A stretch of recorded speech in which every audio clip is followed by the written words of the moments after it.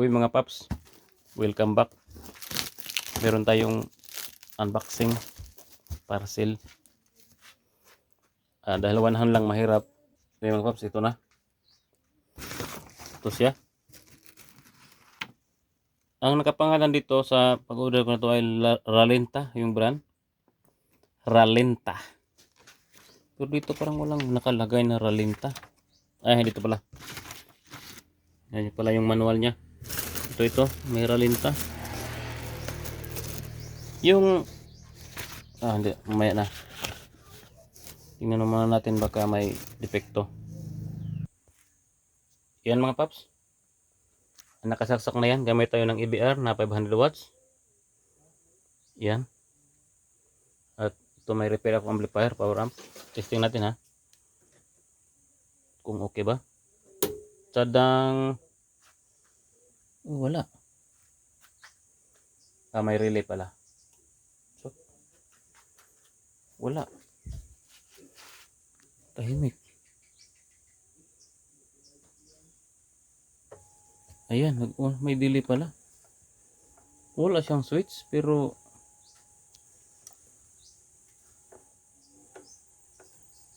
may blower din pero di umaandar, baka may ano yan, thermal switch. Yan. Maggalaw-galaw na siya. Nagboting pa.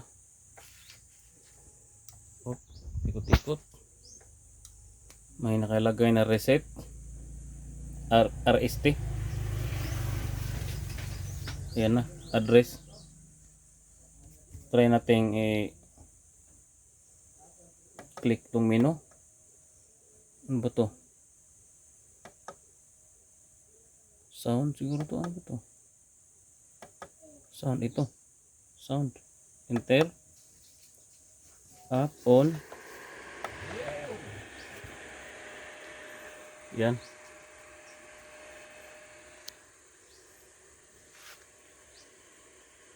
Yun na. Nag-click na yung umiikot na yung fan nya. Dalawa. Ito. Sa baba. Dalawa. Saka ito. Isa lang sa baba at isa dito. Sa mismong heatsink ng ano nya. Ano bang tawag dito? Bulb. Hey.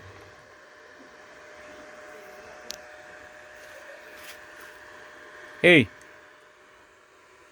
Tayo natin yung ilaw ha. Hey.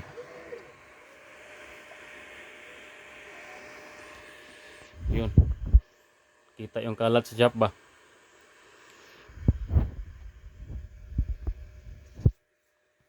May rainbow effect na to mga paps. Yung mamaya ng gabi, isasabay natin dun sa isa.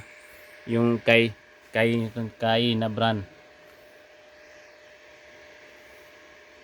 Yun 120, ito 100. Makita natin mamaya kung sino yung pro rated talaga. Kasi sabi ng Ralenta, totoo daw yung true rated sila. 80 watts yung bulb at saka yung sobra accessories ay 20 kaya 100. Mga paps, may ipasok ko na sana sa loob ng karton niya. Kaso lang may narinig akong parang may tumutunog sa loob. Yan o.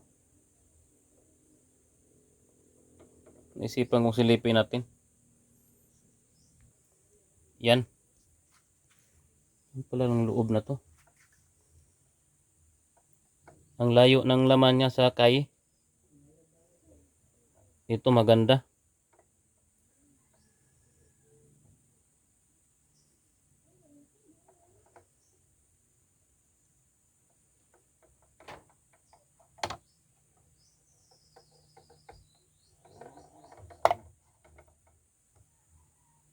Parang nawala yung tunog ba? Baka ito.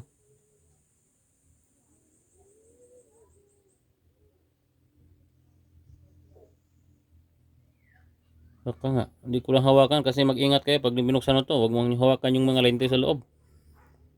Kasi kahit punasan nyo ng punasan yan, lalong masisira, magasgas yung kulay.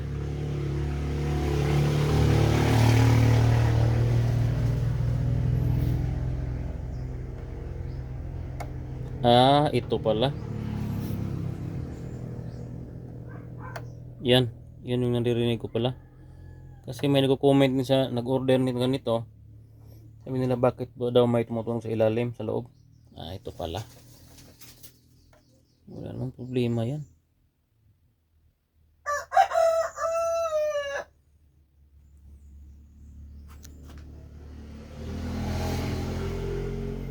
Ito maganda talaga ang loob nito.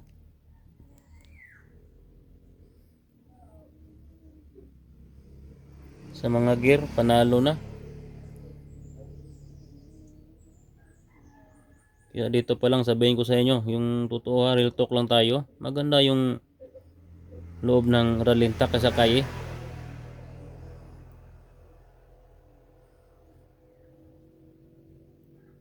Ito, malaki yung heatsink. Pero maliit lang watch nito, 100 lang. Yung Kaye, 120. 120 daw. Ito 100 lang. Yung bulb nila nasa loob, parang laser na yung bulb nila. Tulad ng kayo, makikita mo talaga yung LED. Pasensya na. Talagang totoo lang tayo dito. Pero di hamak na mas mura to. Kay 4,000 mahigit. Ito, nabili ko lang to ng 3,200.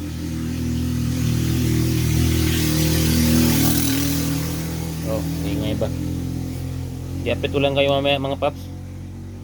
At papailawin natin pagsabayin natin tong dalawang Kaye at saka Ralinta to mamayang gabi. Kasi maganda pag nagpailaw ka sa dilim. Mga paps, ito na yun. Ito yung bagong busla natin para dito sa dalawang yan. Sila. Yun, no?